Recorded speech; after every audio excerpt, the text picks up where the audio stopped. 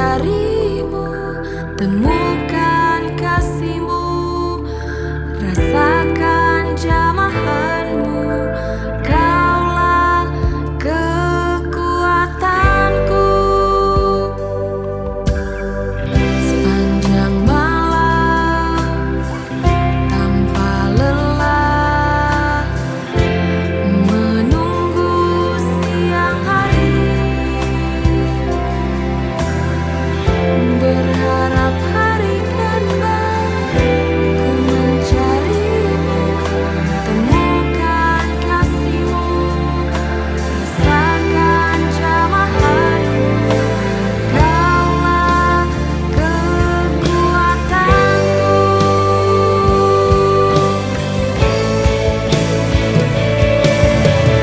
Tuhan, Kau Bapakku, ku mendengarmu.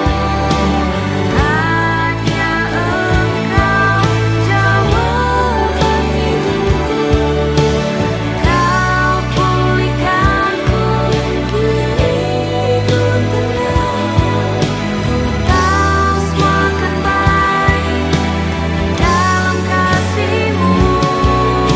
Ku menyembah hanya Padamu. Yesus Juru Selamatku dan Penebusku, Kau kebenaran dan kasih karunia-Ku. Hidupku adalah untuk melayani-Mu. Ku tahu semua akan baik dalam rahmat-Mu. Ku sembah-Mu selama-lamanya. Semua akan baik dalam kasih-Mu. Semua akan baik dalam rahmat-Mu.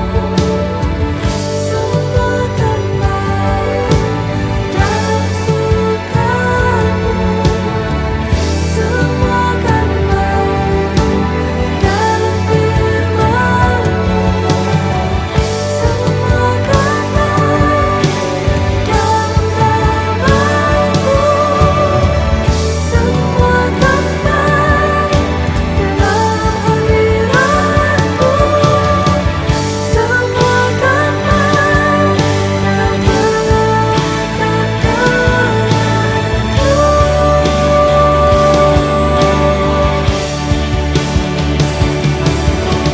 Yesus Juru Selamatku dan Penebusku, Kau kebenaran dan kasih karunia-Ku. Hidupku adalah untuk melayani-Mu. Ku tahu semua akan baik dalam rahmat-Mu. Ku sembah-Mu selama-lamanya. Roh Kudus, Kau penghibur sepanjang hidupku. Di hadirat-Mu ku terima kuasa-Mu. Kau jamah hidupku, Kau bebaskanku. Ku tahu semua akan baik, damai-Mu dalamku. Ku sembah-Mu segenap hatiku.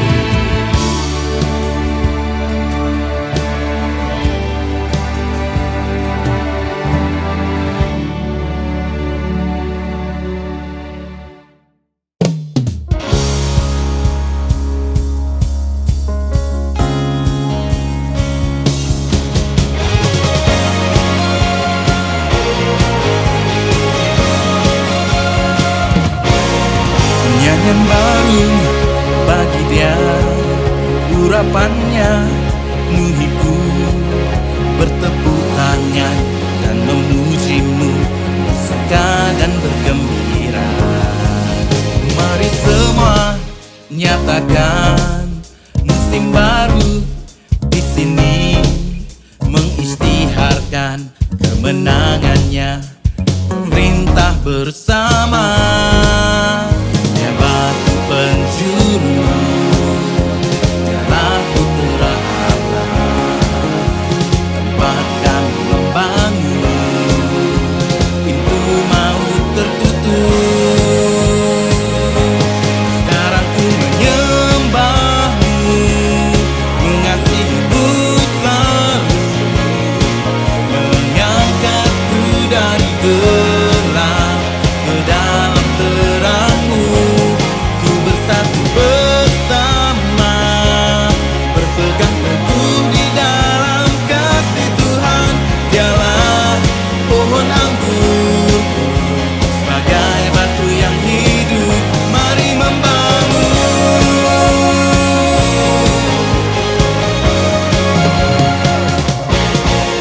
Mari semua nyatakan musim baru di sini, mengisytiharkan kemenangannya, memerintah bersama. Dia batu penjuru, dialah putra Allah, tempat kami membangun, pintu maut tertutup. Sekarang ku menyembahmu, mengasihimu selalu, mengangkatku dari gelap ke dalam terangmu.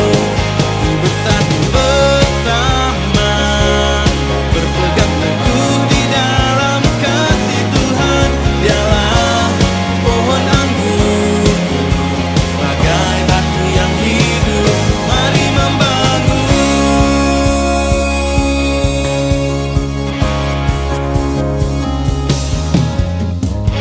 Ku membangun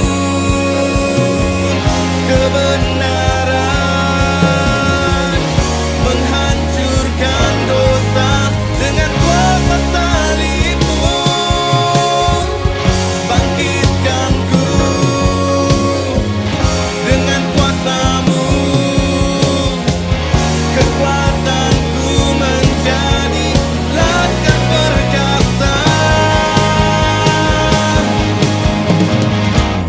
Sekarang ku menyembahmu, mengasihimu selalu, mengangkatku dari gelap ke dalam terangmu. Bersatu bersama, berpegang teguh di dalam kasih Tuhan. Dialah pohon anggurku, sebagai batu yang hidup, mari membangun. Mari kita membangun, bersatu hati bersama, untuk mempersembahkan hidupku padanya.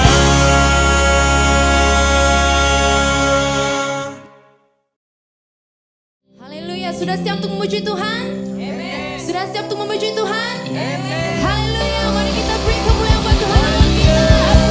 Haleluya, sorak-sorai bagi Yesus. Haleluya.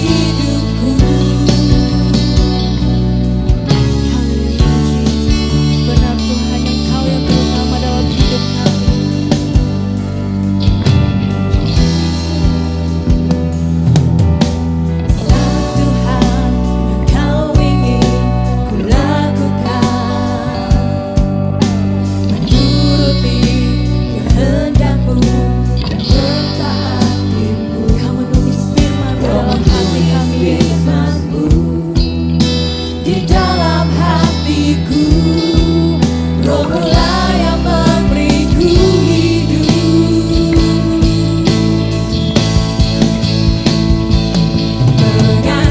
Mengasihimu dengan segenap hatiku, mengasihimu dengan segenap jiwaku, mengasihimu dengan segenap kekuatanku.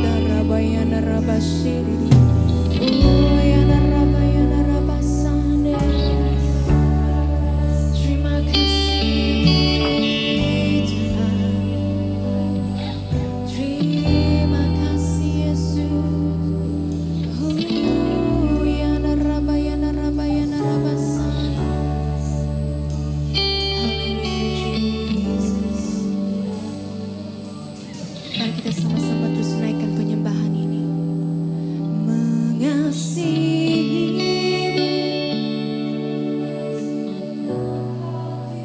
Jesus. Mengasihimu dengan segenap jiwa. Haleluya. Mengasihimu dengan segenap kekuatanku. Kau terutama di dalam hidupku. Sekali lagi ku mau mengasihimu. Mengasihimu dengan segenap hatiku. Inilah doa kami Tuhan. Mengasihimu dengan segenap jiwaku. Mengasihimu dengan segenap kekuatanku. Kau terutama di dalam hidupku. Mengasihimu. Mengasihimu dengan segenap hatiku. Mengasihimu dengan segenap jiwaku. Mengasihimu dengan segenap kekuatanku. Kau terutama di dalam hidupku. Kau terutama di dalam hidupku. Sekali lagi katakan kau terutama. Kau terutama di dalam hidupku. Hallelujah,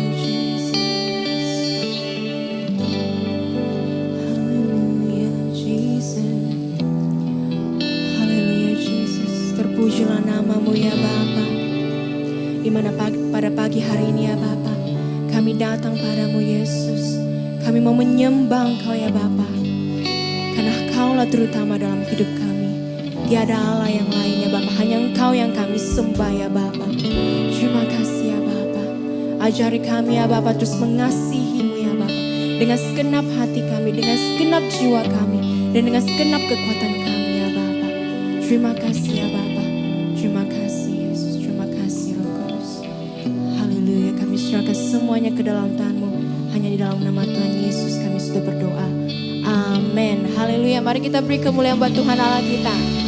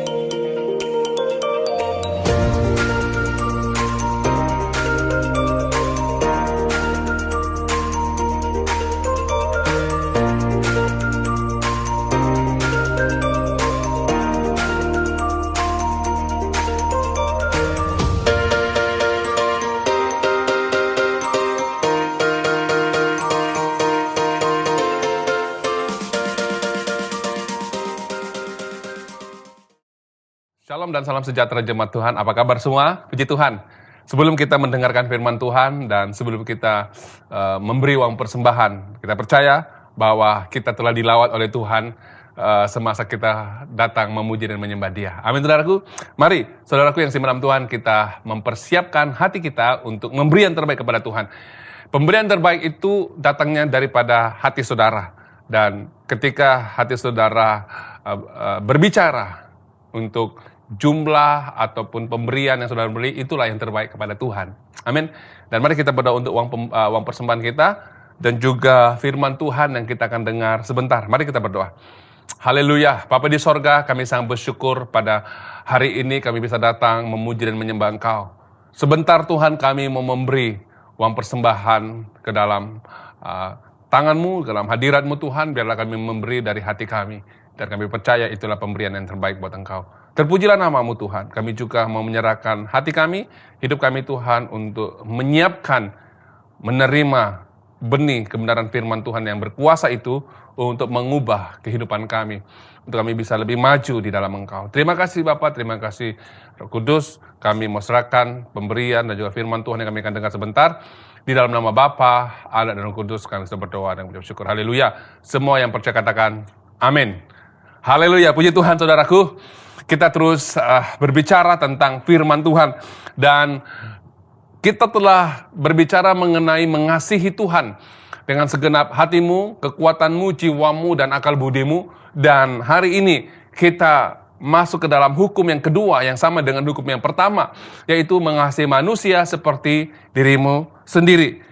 Minggu lalu kita berbicara bagaimana kita bisa berhadapan dengan musuh kita, bagaimana kita bisa menghadapi ataupun kita berkonfrontasi dengan musuh kita supaya kita bisa mengasihi mereka. Karena kita bicara minggu lalu bahwa ketika kita tidak bisa mengasihi musuh kita, maka kita tidak bisa mengasihi diri kita. Ketika kita bisa mengasihi musuh kita, maka kita bisa mengasihi diri sendiri dan mengasihi Tuhan. Amin. Dan hari ini kita akan berbicara tentang mengalahkan kejahatan dengan kebenaran, ataupun mengalahkan kejahatan dengan kebaikan. Haleluya. Saudara yang beriman dalam Tuhan, ketika kita mengatasi kejahatan dengan kebaikan, sebenarnya satu hal yang terjadi di mana kita sedang menetralkan kuasa kegelapan. Karena kita tahu bahwa di dalam pengaruh kuasa kegelapan, kejahatan itu bermaharajalela, ya, saudaraku. Jadi ketika kita bisa mengatasi kejahatan dengan kebaikan, kuasa iblis itu dipatahkan. Dan saya percaya bahwa untuk mengalahkan kejahatan dengan kebaikan, kadangkala kita perlu bergumul dan sangat sukar, tetapi kita perlu jalankan keluar sebagai umat Tuhan untuk mengasihi sesama kita manusia seperti diri kita sendiri. Mari saudaraku, saya mengajak saudara membaca di dalam Roma pasal yang ke-12 ayat ke-14 hingga ayat ke-21. Roma 12, 14 hingga yang ke-21. Bunyi firman Tuhan. Berkatilah siapa yang menganiaya kamu. Berkatilah dan jangan mengutuk. Bersukacitalah dengan orang yang bersukacita, dan menangislah dengan orang yang menangis. Hendaklah kamu sehati sefikir di dalam hidupmu bersama. Janganlah kamu memikirkan perkara-perkara yang tinggi, tetapi arahkanlah dirimu kepada perkara-perkara yang sederhana. Jangan menganggap dirimu pandai. Janganlah membalas kejahatan dengan kejahatan. Lakukanlah apa yang baik bagi semua orang. Ayat yang ke-18, sedapat-dapatnya kalau hal itu bergantung padamu, hiduplah dalam perdamaian dengan semua orang. Saudara-saudaraku yang kekasih, janganlah kamu sendiri menuntut pembalasan, tetapi berilah tempat kepada murka Allah. Sebab ada tertulis, pembalasan itu adalah hakku. Akulah yang menuntut pembalasan, firman Tuhan. Ayat yang ke-20, tetapi jikalau seterumu lapar, berilah ia makan. Jika ia haus, berilah dia minum. Dengan demikian, dengan berbuat demikian, kamu menumpukan bara api di atas kepalanya. Ayat yang ke-21, janganlah kamu kalah terhadap kejahatan, tetapi kalahkanlah kejahatan dengan kebaikan. Saya ulangi, janganlah kamu kalah terhadap kejahatan, tetapi kalahkanlah kejahatan dengan kebaikan. Ini satu hal yang luar biasa saudaraku, di mana ia mencabar kita untuk bergerak mengalahkan kejahatan yang ada di depan mata kita dengan melakukan kebaikan. Saudaraku yang beriman dalam Tuhan, ini satu hal yang bagi kita membuat kita dalam keadaan yang tercabar. Karena kalau kita lihat dunia, saudaraku, sistem mereka mengalah kejahatan itu dengan melakukan kejahatan. Kalau kita lihat satu pahaman komunis, apa yang mereka lakukan ketika ada orang lain yang melakukan kejahatan terhadap ataupun bertentangan dengan pemahaman mereka, mereka akan memusnahkan orang itu karena mereka menganggap bahwa mereka itu adalah puncak kejatuhan mereka. Karena mereka itu berusaha menghancurkan dan menentang ideologi mereka. Ini ideologi pahaman komunis.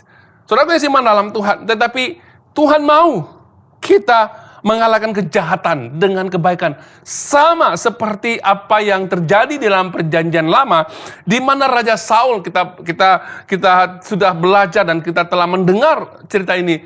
Raja Saul, dia berusaha untuk membunuh Daud karena dia rasa tidak aman dan rasa cemburu dengan Daud. Saudaraku, itu sebabnya Raja Daud seringkali lari daripada hadapan Saul karena takut dibunuh.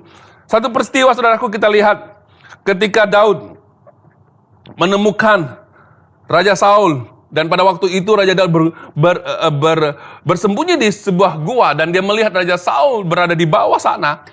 Dan pada waktu itu malam dia pergi perlahan-lahan.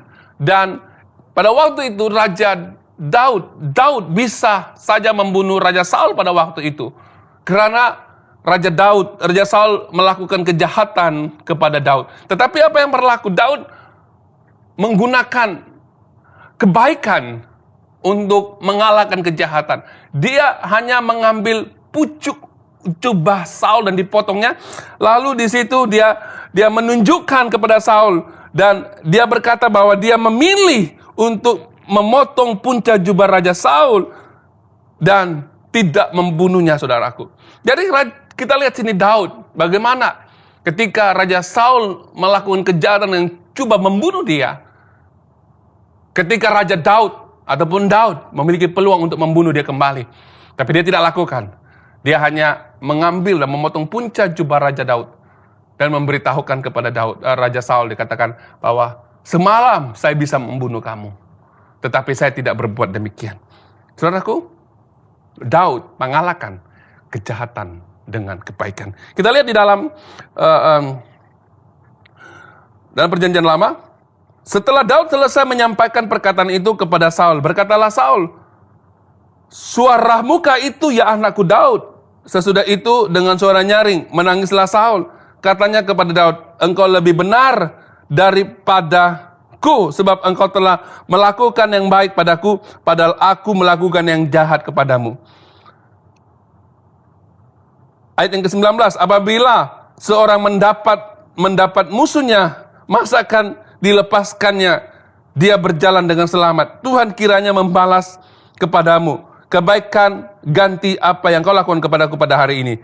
Oleh itu, sesungguhnya aku tahu bahwa engkau pasti menjadi raja dan jabatan raja Israel akan tetap kokoh di dalam tanganmu.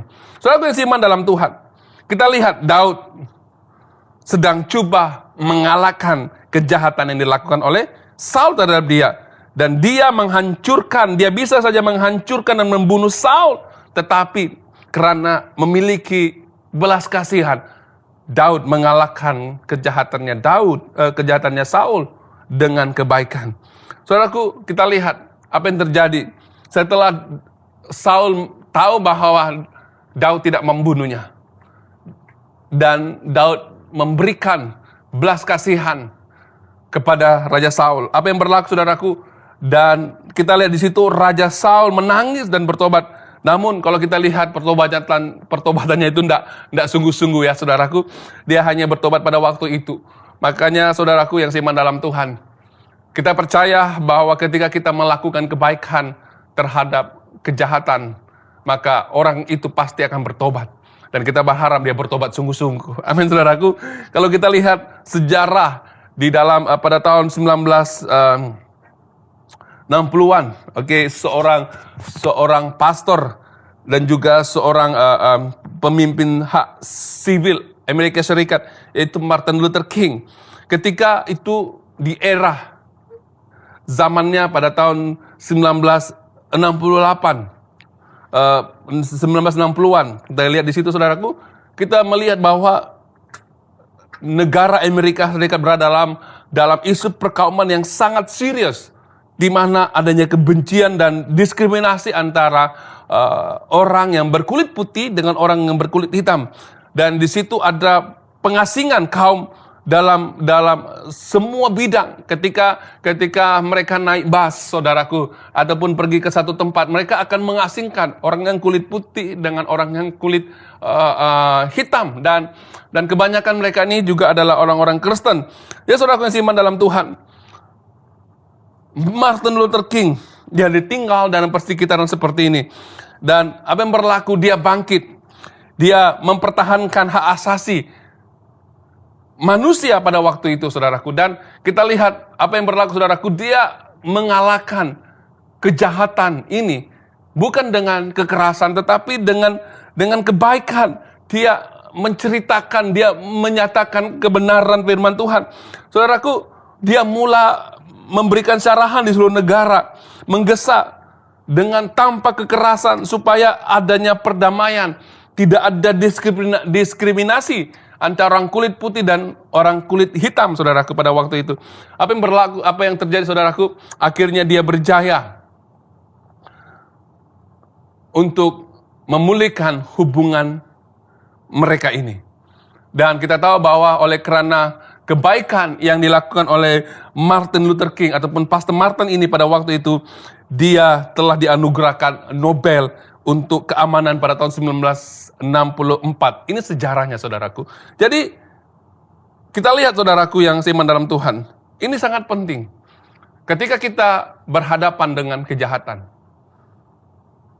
mari pikirkan apa yang kita perlu lakukan untuk membalas ataupun untuk berhadapan dengan melakukan kebaikan. Jadi, ini sangat penting. Mengapa kita harus mengasihi musuh kita? Mengapa kita harus mengasihi orang yang melukakan hati kita? Saudara kesiman dalam Tuhan,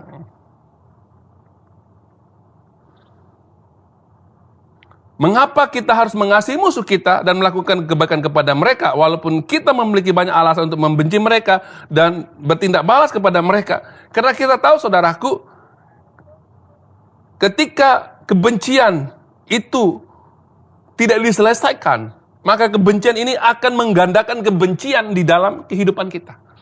Sebagai orang yang membenci. Contoh, kalau saudara adalah orang yang membenci sesamamu, dan kita membalas kebencian itu akan berganda, menjadi lebih besar di dalam kehidupan kita. Itu sebabnya Martin Luther King berkata, saudaraku, kegelapan tidak dapat diusir keluar. Kegelapan tidak dapat mengusir keluar kegelapan, hanya terang yang mampu melakukan. Kebencian tidak boleh menghalau kebencian, hanya kasih yang mampu melakukannya. Makanya, saudaraku yang seiman dalam Tuhan, sebab ketika kita membalas kebencian dengan kebencian, ia akan benar-benar menguasai hati kita, dan ini akan membuat hidup kita dalam keadaan kegelapan. Tetapi hanya kebaikan yang menjadi terang dalam kehidupan kita bisa mengusir segala kegelapan yang ada dalam hidup kita. Jadi, saudaraku, mari kita kalahkan kejahatan dengan kebaikan, dan bukannya dikuasai oleh kejahatan itu sendiri, sehingga kita bertindak sama seperti apa yang musuh ataupun apa yang orang lain lakukan kepada kita.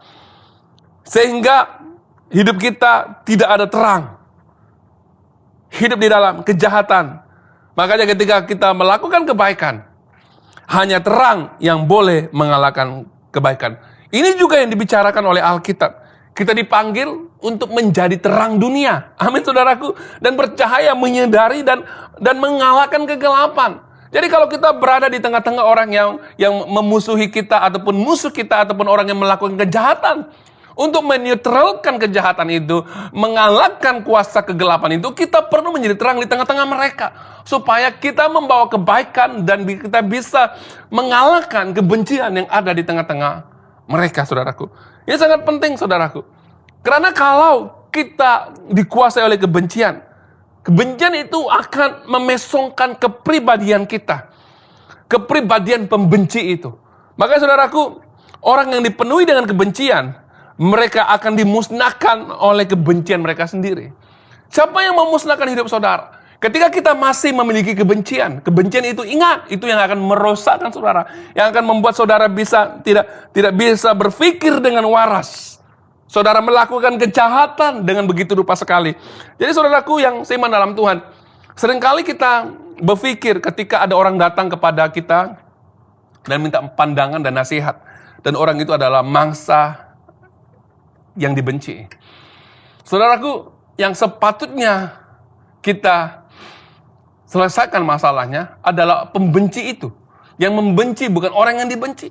Karena kalau kita membenci kembali orang yang membenci kita, kita tidak bisa menang atas kebencian itu.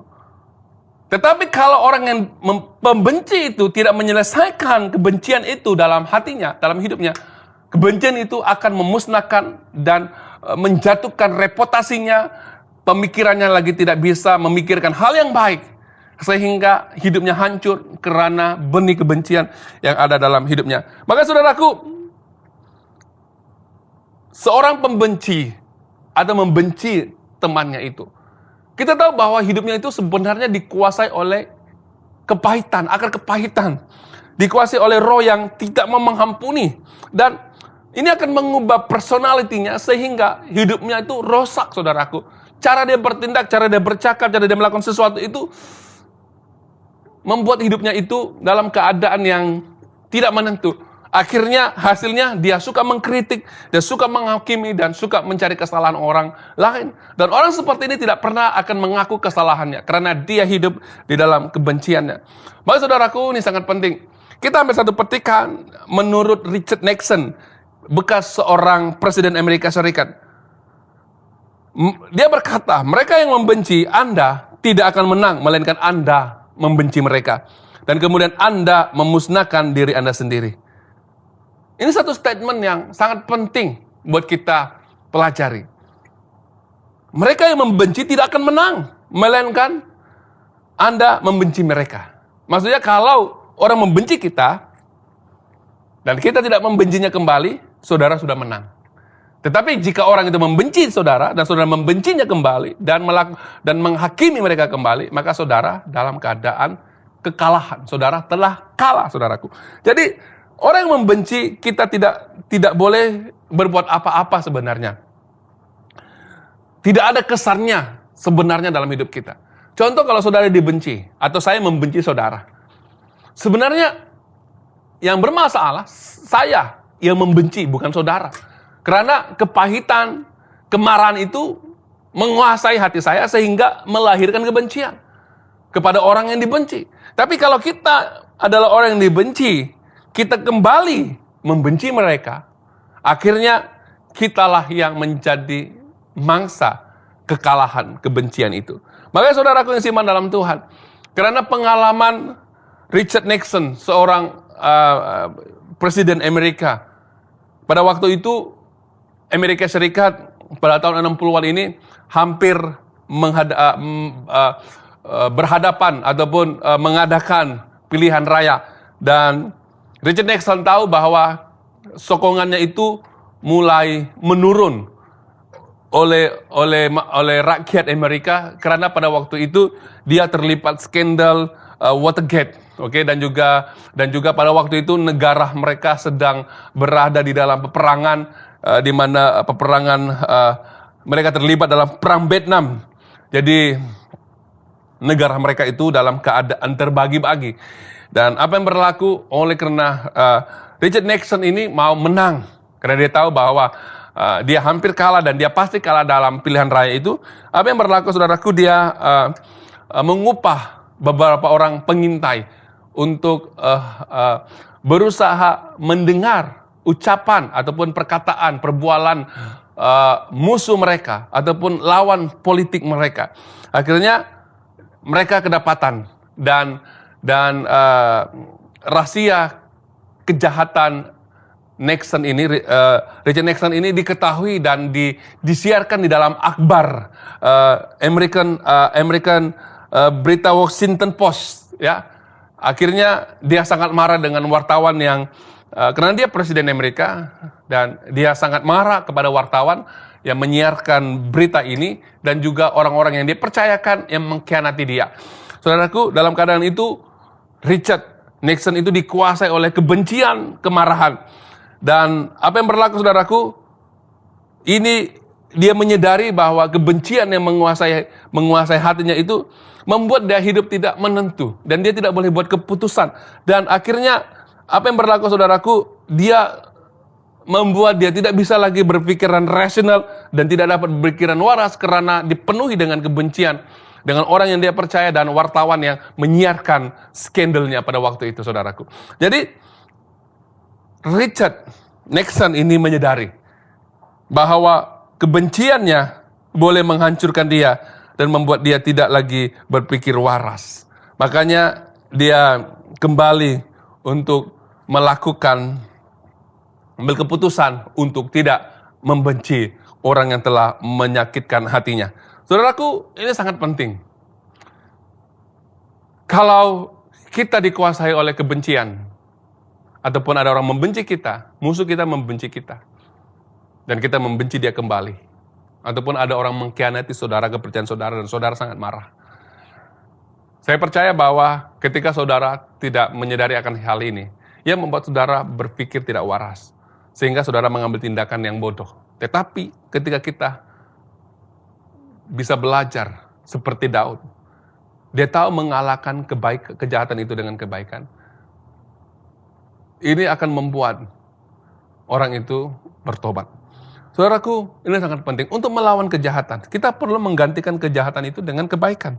Itu sebabnya kita tidak boleh kekal bersikap neutral dan bersikap baik saja ketika ada orang datang berhadapan dengan kita. Ketika ada orang lain datang menanyakan sesuatu, kita tidak boleh katakan saya hanya menjadi pendengar, saya hanya orang berada di tengah-tengah, dan kita tahu bahwa orang yang datang ini kita tahu hatinya itu penuh dengan kebencian. Saudaraku, jika kita tidak berusaha untuk menyatakan kebenaran, maka kita terlibat secara langsung di dalam kejahatan mereka.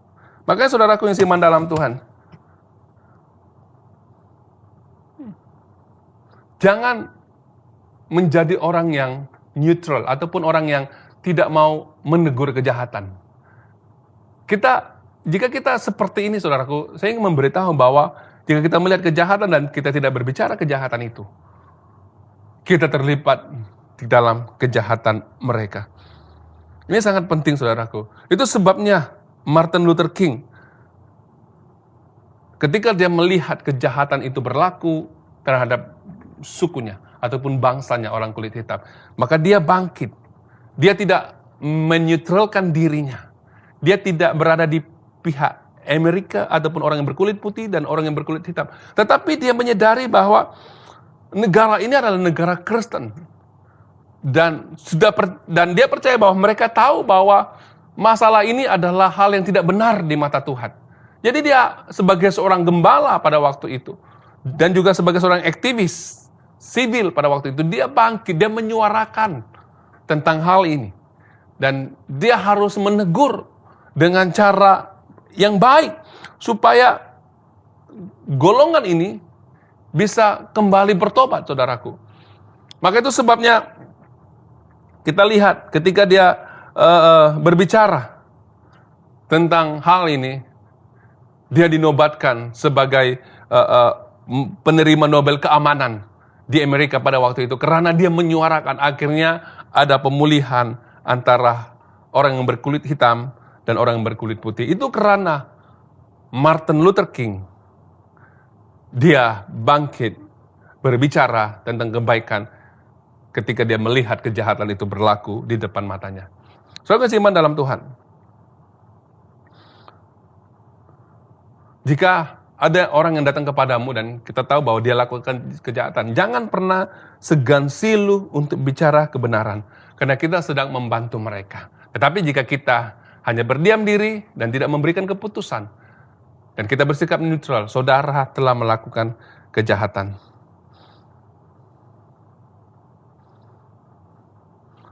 Menurut Albert Einstein, dia berbicara begini: dunia tidak musnah karena perbuatan yang dilakukan oleh orang jahat, tetapi dunia musnah disebabkan oleh orang-orang yang melihat sesuatu dan melihat kejahatan dan memilih untuk tidak berbicara atau melakukan sesuatu. Jadi mereka yang melihat kejahatan adalah sama jahatnya dengan mereka yang melakukan kejahatan. Jika mereka tidak melakukan apa-apa tindakan pada saat mereka melihat orang itu telah melakukan kejahatan. Ini sangat penting, saudaraku. Amin. Mari kita mengasihi musuh kita. Mari kita mengasihi orang yang membenci kita. Beritakan tentang kebenaran, kebaikan. Jadilah cahaya terang di tengah-tengah kegelapan itu. Saudaraku, yang kedua, bagaimana kita mengasihi musuh kita? Jangan kita bagaimana kita mengasihi musuh kita, yaitu dengan mengizinkan Tuhan menghakimi mereka. Dan jangan kita menghakimi mereka. Maksudnya begini, ketika kita mengasihi musuh kita, jangan kita menghakimi mereka, tetapi izinkanlah Tuhan yang menghakimi mereka. Kita lihat, saudaraku, sejarah di dalam Perjanjian Lama, di mana Yusuf dan abang-abangnya berbuat jahat. Kisah Yusuf, di mana abang-abangnya berbuat jahat kepada Yusuf, di mana dia dimasukkan ke dalam sumur kering, dan dia dijual ke Mesir, dan akhirnya abang-abangnya menipu bahwa Yusuf sudah mati dan membuat hati bapaknya menjadi rasa resah. Saudaraku yang seiman dalam Tuhan, kita lihat ketika Yusuf bertemu dengan abang-abangnya pada waktu itu, dan pada waktu itu seluruh Mesir dan sekitarnya mengalami kelaparan, saudaraku, Yusuf bisa saja membunuh atau menyiksa atau menangkap abang-abangnya. Tetapi Yusuf memilih untuk melakukan yang baik dan tidak menghakimi abang-abang mereka, saudaraku. Akhirnya kita tahu bahwa abang-abang mereka itu bertobat dan mereka kembali bersatu sebagai saudara. Kita baca, saudaraku, dalam Kejadian 50 ayat 19 hingga yang ke-21. Kejadian pasal 50 ayat 19 hingga ke-21. Tetapi Yusuf berkata kepada mereka, "Janganlah takut, sebab aku inilah pengganti Allah. Memang kamu telah mereka-rekakan yang jahat terhadap aku, tetapi aku telah mereka-rekakannya untuk kebaikan, dengan maksud melakukan seperti yang terjadi sekarang ini, yakni memelihara hidup satu bangsa yang besar. Jadi janganlah takut, aku akan menanggung makanan dan makanan anak-anakmu juga." Demikian ia menghiburkan mereka dan menenangkan hati mereka dengan perkataannya. Yusuf tahu dia tidak menghakimi abang-abangnya. Dia tidak menghukum abang-abangnya, karena dia tahu bahwa walaupun manusia mereka-rekakan yang jahat, tetapi Tuhan mereka-rekakan kebaikan. Akhirnya Yusuf mencurahkan belas kasihan kepada keluarga abang-abangnya. Saudara yang seiman dalam Tuhan, ini cara kita mengasihi musuh kita. Jangan menghakimi mereka, karena itu bukan hak saudara. Dan ini sangat penting, jangan mengambil peranan atau peran tugas Tuhan sebagai hakim, karena kita tidak layak menghakimi. Amin, saudaraku. Tetapi kalau kita lihat hari ini banyak jemaat Tuhan, banyak orang percaya, mereka tidak mengerti tentang kebenaran firman Tuhan, di mana ketika mereka melihat sesuatu terjadi di dalam gereja, mereka cepat sekali menghakimi gereja, cepat sekali menghakimi orang-orang yang ada dalam gereja, cepat sekali menghakimi pemimpin-pemimpin yang ada dalam gereja, saudaraku. Dan ini hal yang tidak baik, karena penghakiman itu bukan milik saudara, dan saudara sedang mengambil peranan Tuhan di dalam penghakiman. Karena saudaraku, firman Tuhan mengatakan bahwa jangan kita membalas kejahatan dengan kejahatan. Ini tugas kita. Kita lihat dalam Roma 12 ayat yang ke-17 hingga 19 bunyi firman Tuhan. Janganlah membalas kejahatan dengan kejahatan. Lakukanlah apa yang baik bagi semua orang. Saudara-saudaraku yang kekasih, janganlah kamu sendiri menuntut pembalasan, tetapi berilah tempat kepada murka Allah. Sebab ada tertulis, pembalasan itu adalah hakku. Akulah yang menuntut pembalasan, firman Tuhan. Makanya kita mengerti bahwa Tuhan adalah satu-satunya hakim. Dia yang layak untuk menuntut dan menjatuhkan penghakiman, dan bukan saudara dan saya. Karena seringkali jika kita mulai menghakimi, kita sudah pasti penghakiman kita itu adalah penghakiman yang berat sebelah. Penghakiman yang berkepentingan diri sendiri. Tuhan tahu, saudaraku. Maka hak penghakiman itu bukan milik saudara. Matius 12 ayat 17 mengatakan, jika memang kamu mengerti firman ini, yang kukendaki ialah belas kasihan dan bukan persembahan, tentu kamu tidak menghukum dan orang yang tidak bersalah. Makanya tugas kita adalah menyatakan belas kasihan kepada musuh kita ataupun orang yang melakukan kesalahan. Ini sangat penting, saudaraku. Karena ketika kita menghakimi ataupun kita menghukum orang itu, ataupun kita membalaskan kejahatan, saudaraku yang seiman dalam Tuhan, itu bukan hak saudara. Hak saudara adalah berdoa buat dia. supaya mereka bertobat dan lakukan kebaikan. Dan saudara dan saya tidak ada hak sama sekali menghakimi mereka, karena mereka juga adalah hamba Tuhan, mereka juga adalah anak-anak Tuhan, mereka juga adalah anak-anak Abraham. Jadi saudaraku, kita tidak menghakimi, jangan menghakimi mereka, karena penghakiman itu dipertanggungjawabkan, kita dipertanggungjawabkan di hadapan Tuhan. Ini sangat penting saudaraku. Firman Tuhan katakan, siapakah kamu yang menghakimi hamba orang ini? Saudara tidak layak, saudaraku. Dalam Roma 14 ayat 4 mengatakan, siapa kamu sehingga kamu menghakimi hamba orang lain? Entahkah ia berdiri, entahkah ia jatuh, ia adalah urusan tuannya sendiri. Tetapi ia akan tetap berdiri karena Tuhan berkuasa menjaga dia terus berdiri. Ya saudaraku yang seiman dalam Tuhan, ini sangat penting. Jangan kita menghakimi mereka, karena mereka juga adalah hamba Tuhan. Karena Tuhan bertanggung jawab atas hidup orang ini. Jadi mungkin pada saat ini, saudaraku, kita melihat orang lain mengalami kegagalan. Tetapi Tuhan yang adalah Tuhan atas orang ini akan menjaga orang ini, saudaraku. Walaupun orang itu mungkin melakukan hal yang jahat, kita hanya berdoa dan lakukan kebaikan. Kita percaya bahwa Tuhan juga bekerja atas kehidupan orang ini. Amin, saudaraku, sehingga adanya pertobatan yang sungguh-sungguh. Itu sebabnya dalam Roma 12 ayat 17 mengatakan, jangan membalas kejahatan dengan kejahatan, lakukanlah apa yang baik bagi semua orang. Saya ulangi, jangan membalas kejahatan dengan kejahatan, lakukanlah apa yang baik bagi semua orang. Ini sangat penting. Amin, saudaraku. Poin yang ketiga, menilai dengan baik sesuatu situasi supaya kita boleh membuat keputusan yang betul. Maksudnya begini, sebelum kita berkata-kata, sebelum kita bertindak, sebelum kita melakukan sesuatu terhadap orang, supaya kita jangan salah bertindak dan melakukan kejahatan, kita perlu menilai dengan baik secara keseluruhan sebelum kita mengambil keputusan yang betul. Jika tidak, keputusan kita pasti keputusan yang salah. Jadi saudaraku yang seiman dalam Tuhan, kita perlu menilai dan melihat gambaran yang lebih besar. Ini sangat penting, supaya kita tidak menilai dengan meresponi sesuatu itu dengan emosi yang salah dan tidak berhati-hati dalam melakukan keputusan dan tindakan. Jadi saudaraku, kita perlu menilai suatu situasi dengan gambaran yang besar, supaya kita tidak menilai dengan perspektif diri kita sendiri, tetapi kita bisa menilai atau membuat keputusan dari perspektif yang besar. Ini sangat penting. Jadi kalau kita membuat keputusan, kita harus menilai dan mempertanyakan apakah keputusan itu menghancurkan orang lain, memusnahkan orang lain, apakah penilaian kita itu bisa merosakkan hubungan orang lain, ataupun menghancurkan gereja, atau memusnahkan gereja atau kesatuan jemaat. Makanya penilaian itu sangat penting, melihat gambaran yang besar terhadap seseorang. Amin, saudaraku, supaya tidak memberikan kesan yang negatif kepada orang-orang yang ada di sekitar saudara, terutamanya gereja di mana kita beribadah.